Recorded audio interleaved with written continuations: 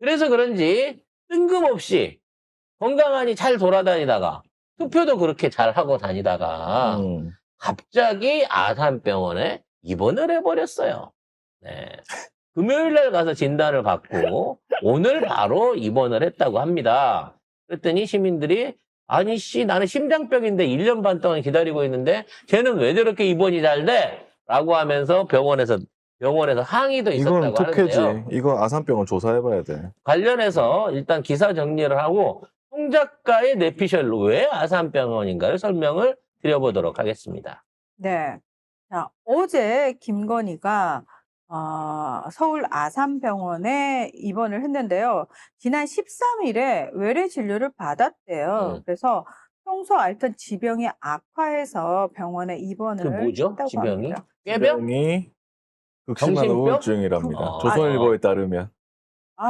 평소에 우울증이 있었어요? 처음 지금- 들어보는 얘기죠? 예. 처음 들어보는 얘기. 해외 순방을 오래 못 해가지고 쇼핑 금단이 왔나요? 내가 저 비행기를 타고 갔어야 되는데. 아니면 프로포폴을 못 맞아가지고 지금 많이 심신이 우울한가?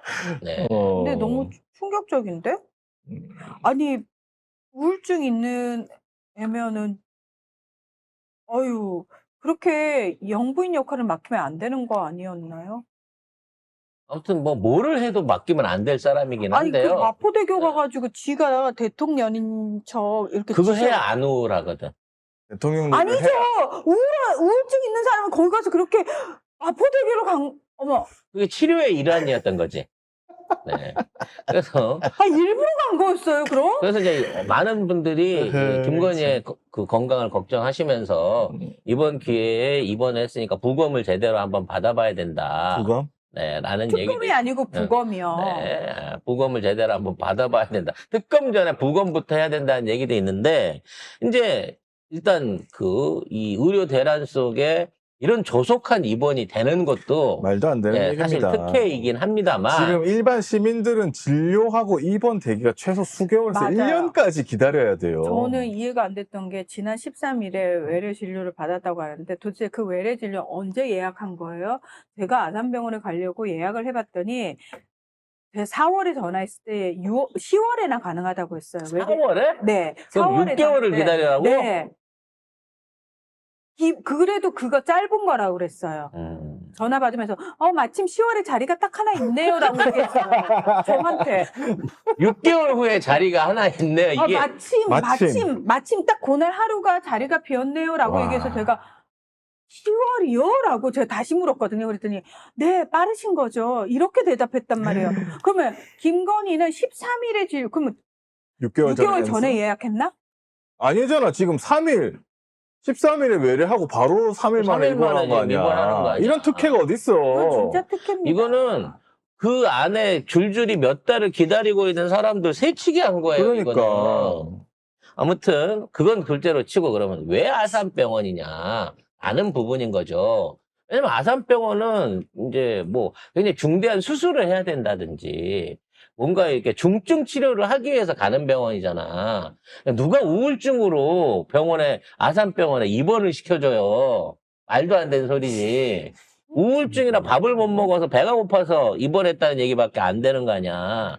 그래서 아산병원을 고른 이유는 따로 있다라고 저는 생각을 합니다. 아산병원 VIP 병동에 갔다고 하거든요. VIP 병동이 이렇답니다. 이렇게. 어이구야. 집보다 더 좋을 것 같긴 해. 여기는 잠깐 이거 VIP 맞아요? 이거는 하루에 입원비가 120만 원에서 600만 원까지 간다는. 그러니까 VVIP 같은데. VVIP 룸이네. 재벌 회장님들이 하시는. 왜냐하면 VIP가 저 정도까지는 안 나오거든요. 돈지랄 하는 것 같은데요. 저는 이제 VIP 병동에 가면 모든 그 의료진 교수들한테 협진 내지는 특진을 받을 수가 있거든요. 저기에 들어가게 되면. VVIP. 그러니까 VVIP로 해갖고 모든 그 외래 교수들한테 특진을 받을 수 있는데 아마 건희는 여기 가갖고 다시 수선을 하러 들어간 게 아니냐라는 생각을 해봅니다. 네. 저는 오로지 성형이잖아요. 네. 그래서 누가 성형을 아산병원 이런 데서 해요. 성형이 돼. 그걸 여러분이 모르셔서 그래요. 아산병원에는 우리나라에서 가장 권위 있는 턱, 양악, 코 재건 기술을 가지고 계신 최종호 교수라고 하는 분이 계십니다. 최종호 교수. 네, 이분 최종호 교수 찾아보면 유명한 아산병원 홍보 유튜브 짤이 있어요. 거기 뭐라고 나냐면 아산병원에 입원해서 저도 이뻐질 수 있나요? 그러면 최정우 교수가 나고 가능합니다. 그러면서 저희 병원에서는 주걱턱, 양압, 얼굴 비대칭, 그다음에 이런 것들을 수술하고요. 특히 이 실리콘으로 코를 수술했다 부작용이 생기신 분한테 갈비뼈 연골을 뽑아가지고 대건 성형을 해드립니다. 이러고 유튜브 광고를 공식적으로 때리시는 분이 최정호 교수예요. 근데 지금 우리가 늘 얘기할 때 김건희 뭐가 이상하다 그랬어 우리가? 턱이야. 턱주거리가 이상하다 그랬잖아. 저는 턱이라고 했습니다. 음. 턱주갈이라고 하지 않았습니다. 그래서 턱이 비대칭이고 지금 너무 심하게 깎았고 그래서 지금 거기 때문에 볼이 양쪽이 비대칭이고 그다음에 지금 실리콘이 조금 들떠가지고 코끝이 이렇게 위로 올라가기 시작하는 비대칭이 시작했단 말이에요. 근데 이걸 갖다가 공식적으로 대한민국의 최고 잘하는 권위자가 아산병원에 계시다니까. 서울 아산병원. 네, 저는 무조건 이 재건하러 간 사람한테 거예요? 재건하러 간 거다라고 생각을 합니다. 아니 이 와중에 성형수술을 한다고요? 이 와중에요? 이제 우리 지금 특검으로 털컹털컹 해야 될 이 개판에 시기에? 이쁘게 나오고 싶은 거죠. 전문 분야 양악 수술, 얼굴뼈, 턱뼈 성형, 안면 기형 및 두경부 재건, 코 성형, 안면 골절. 완벽하게 김건희의 맞춤 시술을 하실 수 있는 공식적인 내가 이 최 교수 내가 홍보해가지고 저기 해주려고 하는 게 아니에요. 이미 이분은 세계적인 분이라 허허. 해외에서 막 국왕들이나 뭐 그러네. 왕족들도 와가지고 얼굴 비대칭 예, 수술. 이분한테 진료를 받으려고 와. 줄이 서 있는 분이야. 그러니까 일반 사람은 할 수도 없어. 그런 분이면은 더더욱 대기가 길었을 텐데. 그렇지. 3일 만에? 그래서 나는 이분이 이 대대적인 안면 재건 수술. 왜냐면 이게 어찌 보면 건희 인생에서는 마지막 수술이 될 수도 있어. 그렇기 때문에 깔끔하게 올수리를 해갖고 장기간 투옥 기간에도 견딜 수 아니, 있게끔 시술 받으러 간 거다라고 생각합니다. 보도에는 정신과 갔다는 거잖아요, 결국에. 우울증이니까. 그러니까 우울증이면 사실은 이제 뭐 약이나 주고 심리 상담이나 붙여줘야 되는 거지. 우울증. 이렇게 입원을 하나? 입원할 이유는 없는 거거든요. 그래서 우울할 땐 성형 뭐 이런 얘기도 있습니다. 왜냐하면 얼굴 때문에 우울한 거면 성형을 시켜줘야죠. 우울할 땐 순방이죠. 그래서 실제 그 성형 수술이나 성전환이나 뭐 이런 큰 수술을 받을 때는 항상 정신과하고 협진을 합니다.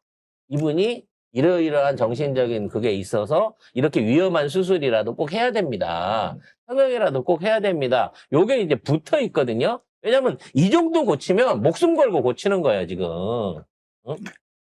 50년 된 나는 오래된 자동차를 최신형으로 개조하겠다는 이 각오를 갖고 지금 건의는 들어갔을 거라고 생각이 된다는 거죠. 아니 나는 지금 이 상황에서 그 부부 때문에 온 나라 국민들이 고통받고 나라가 쑥대밭이 됐는데 이 와중에 오랫동안 내가 가만히 갈 수도 있는데 고쳐야 이 생각을 하는 것 자체가 미친년이지. 근데 일단 일반인이 우울증으로 입원하기는 굉장히 쉽지가 않습니다. 왜냐하면 보통은 이제 자해 위험이 있거나 약물 치료, 그다음에 약물 치료나 이제 외래 치료로 통제가 불가능할 경우, 그러니까 죽으려고 하는 경우에는 강제 입원 요건에 해당되거든요. 이 요건에 해당될 때만 입원이 고려가 되는 거지. 정신과로 이렇게 입원을 3일 만에 할 수 있다? 그러니까 조선일보가 뭔가 이렇게 힌트를 주는 기사를 주더라고요. 몸무게가 40kg도 안 될 정도로 몸이 쇠약해졌다. 선거할 때 보면 내가 보기에 60kg 넘을 것 같은데 그 등치면. 그러니까 투표하러 나왔을 때 멀쩡했잖아. 근데 아무튼 그 얘기는 뭐냐? 실제적으로 이 양악이라든지 이 턱 수술의 부작용으로 인해 갖고 진짜 음식을 씹어서 섭취를 못할 정도까지 이게 안 좋아졌을 가능성도 있는 거예요. 그러니까 아, 반은 맞고 반은 틀린 거야. 이게 성형이라고 하는 것 자체도 얼굴 이뻐지기 위한 용도도 있겠지만 실제 그만큼 하악이 지금 많이 상해 있을 가능성이 크다는 거야. 우리가 선거 직전에 이 칼처럼 이렇게 쭉 떼가지고 이 턱 쭉 빠진 거 그거 보여드렸잖아요. 이 턱선이 아예 직선으로 나온 거. 귀 위로 그렇지. 올라가. 귀에서 바로 떨어지게끔.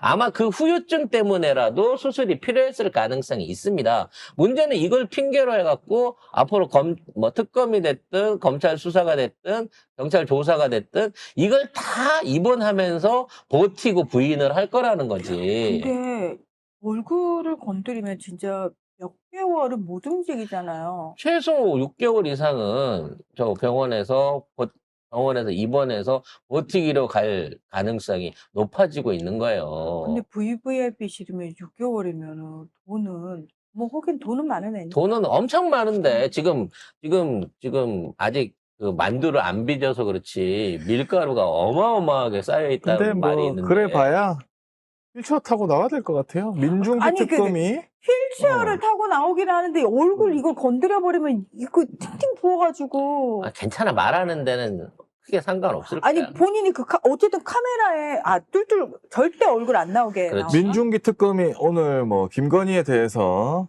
대면 조사 이루어지리라고 생각한다라고 공개적으로 얘기를 했습니다. 나와야 돼. 그래서 어차피. 이제 마지막 수로 일석이조를 노리고 아산병원에 들어갔다. 그래서 안 좋은 턱관절도 고치고 코도 고치고 그다음에 얼굴도 재건하고 페이스 오프하고 해외 도피 가는 거 아닌가요?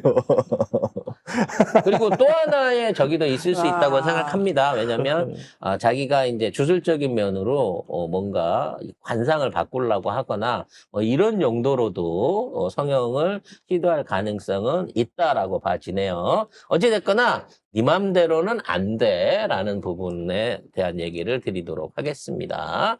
어차피 너는 내란범이야.